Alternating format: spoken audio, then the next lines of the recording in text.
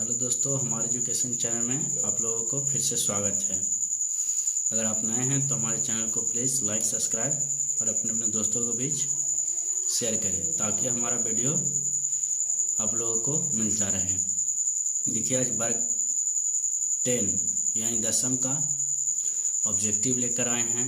भारत से हम क्या सीखे चैप्टर का, और इसमें बहुत इम्पोर्टेंट क्वेश्चन है। इस सभी को हम लोग देखेंगे और आप लोग से उम्मीद करते हैं कि चैनल के माध्यम से हमारे वीडियो को आप लोग देखिए और मार्क्स 10th क्लास में ज़्यादा से ज़्यादा लाइए। तो चलिए हम लोग देखते हैं। नंबर 1 क्वेश्चन है, भारत से हम क्या सीखे। पाठ गद्य की कौन सी विद्या है? तो आपको याद रखना है कि भाषण है। भारत से हम क्या सीखे, पाठ गद्य की कौन सी विद्या है? तो आपको याद रखना ऑब्जेक्टिव में भाषण, जहाँ भी भाषण दिखे तो आपको भाषण लगा देना है। सेकंड क्वेश्चन देखिए, भारत में प्राचीन काल में स्थानीय शासन की कौन सी प्रणाली प्रचलित है? तो आपको याद रखना है स्थानीय जो प्रणाली है वो प्राचीन काल में स्थानीय शासन में ज़्यादा से ज़्यादा प्रचलित था। तीसरा क्वेश्चन याद रखिए, यानी भारत से हम क्या सीखे।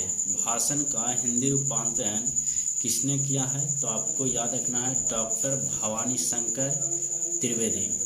फिर से बात देखिए, भारत से हम सीखे भाषण का हिंदी रूपांतरण किसने किया था? तो आपको याद रखना है कि डॉक्टर भवानी शंकर त्रिवेदी थे। क्वेश्चन नंबर 4 देखिए, भारत की सर्वाधिक आबादी कहाँ बसती है? तो आप लोग जानते होंगे कि भारत की सबसे ज़्यादा आबादी मिलती है तो गांव में देखने के लिए मिलती है। 5वां, मैक्स मुलर कहाँ के रहने वाले थे? तो आपको याद रखना है कि मैक्स मुलर जर्मनी के रहने वाले थे। तो मैक्स मुलर कहाँ के रहने वाले थे? तो आपको याद रखना है जर्मनी के रहने वाले थे। क्वेश्चन नंबर देखिए 6, मैक्स मुलर के अनुसार सच्चे भारत के दर्शन कहाँ हो सकती है? तो आपको मैक्स मुलर के अनुसार सच्चे भारत की दर्शन अगर होगा तो वह गांव में होगा, यानी कि ग्रामीण भारत में होगा। तो आपको याद रखना है कि सच्चे भारत की अगर दर्शन होगा तो ग्रामीण में होगा। 7वां क्वेश्चन देखिए, मैक्स मुलर थे क्या थे? तो भारत भक्त थे, संस्कृत अनुरागी थे और वेदों के प्रति आस्था रखने वाले मैक्स मुलर थे। वो भारत के भक्त थे, भारत भक्त थे, संस्कृत अनुरागी, वेदों के प्रति आस्था भी रखते थे। तो मैक्स मुलर इस प्रकार के व्यक्ति थे। 8वां सवाल देखें, मैक्स मुलर ने कालिदास के किस पुस्तक का जर्मन में अनुवाद किया? तो आपको याद रखना है कि जर्मन में अनुवाद किए थे मेघदूत थे। क्वेश्चन नंबर 9 देखिए, मैक्स मुलर को किसने वेदांतियों का वेदांती कहा? तो आपको याद रखना है विवेकानंद ने कहा वेदांतियों का वेदांती। क्वेश्चन नंबर 10 देखिए, मैक्स मुलर ने कठ और केन आदि उपनिषदों का किस भाषा में अनुवाद किया? तो आपको याद रखना है जर्मनी भाषा में अनुवाद किया। 11 देखिए, मैक्स मुलर की दृष्टि में सर्वाधिक संपदा और प्राकृतिक सौंदर्य से परिपूर्ण कौन सा देश है? तो आपको याद रखना है सबसे अगर प्राकृतिक और सौंदर्य देखने के लिए मिलता है तो वह हमारी भारत है।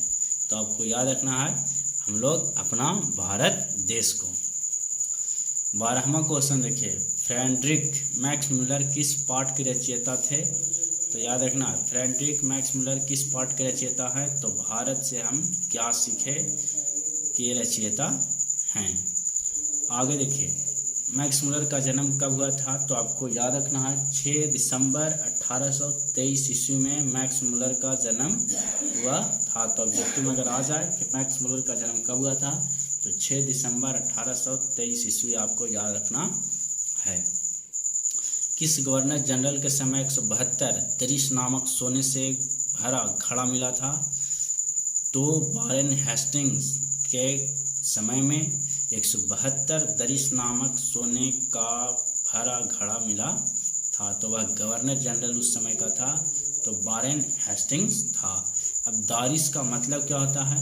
तो दारिश का मतलब होता है प्योर सोने का सिक्का यानी 172 घड़ा मिला था उस समय जब गवर्नर जनरल था वारेन हेस्टिंग्स। तो आपको याद रखना है कि वारेन हेस्टिंग्स था और दारिस मीन्स क्या होता है, सोने का सिक्का। 16वां सवाल देखिए, वारेन हेस्टिंग कहाँ के गवर्नर जनरल था? तो वारेन हेस्टिंग जो था वो भारत के गवर्नर जनरल था। तो आपको याद रखना है वह भारत के गवर्नर जनरल था वारेन हेस्टिंग्स। हकर्स थे, तो याद रखना है कि हकर्स जो थे वो वनस्पति वैज्ञानिक थे। हकर्स क्या थे? तो वनस्पति वैज्ञानिक थे। तो आपको याद रखना है वनस्पति वैज्ञानिक। 18 सवाल देखिए, पारसियों के धर्म के क्या नाम था? तो आपको याद रखना पारसियों के धर्म के जो नाम था वो जरथुष्ट नाम था। क्या नाम था? जरथुष्ट। 19वां सवाल देखिए, विशाल भारत संपत्ति और किस चीज़ की खान है? तो आपको याद रखना है प्राकृतिक सुषमा की, यानी विशाल जो हम लोग का भारत है संपत्ति किस चीज़ का खान है? तो यहाँ प्राकृतिक सुषमा के क्या है? खान है। आगे नेक्स्ट देखिए 20, सच्चा भारत कहाँ बसता है? तो आपको याद रखना है सच्चा भारत हमारे गांव में ही बसता है। टाउन में सिर्फ और सिर्फ क्या बसता है? झूठा भारत। यानी आपको याद रखना है कि सच्चा भारत कहाँ बसता है? तो गांव में। गांव के व्यक्ति जो होते हैं बहुत ही सच बोलते हैं, मैक्स मुलर के अनुसार ही नहीं बल्कि आप रियलिटी फील भी किए होंगे कि जितना गांव के लोग सच बोलेगा वो झूठ बोलने का नाम ही नहीं लेते हैं। लेकिन टाउन के जो व्यक्ति होते हैं वो सुबह से लेकर के रात्रि 12 बजे तक झूठ ही झूठ बोलते हैं। तो आपको याद रखना है कि सच्चा भारत कहाँ बसता है? तो गांव में बसता है। तो हमारा चैनल आप लोगों को अच्छा लगा होगा तो प्लीज़ आप लोग अपने अपने दोस्तों को भी ज़्यादा से ज़्यादा शेयर करें और सब्सक्राइब करवाइए। आप लोग से ही रिक्वेस्ट है, हमारे लिए इतना ही आप लोग कीजिए कि फेसबुक, इंस्टाग्राम और व्हाट्सएप अपने अपने स्टेटस और फेसबुक पेज पर ज़्यादा से ज़्यादा शेयर करें और लोगों को जोड़िए ताकि हमारा चैनल आप लोग के बीच और ज़्यादा अच्छे कंटेंट लेकर आए। जय हिंद।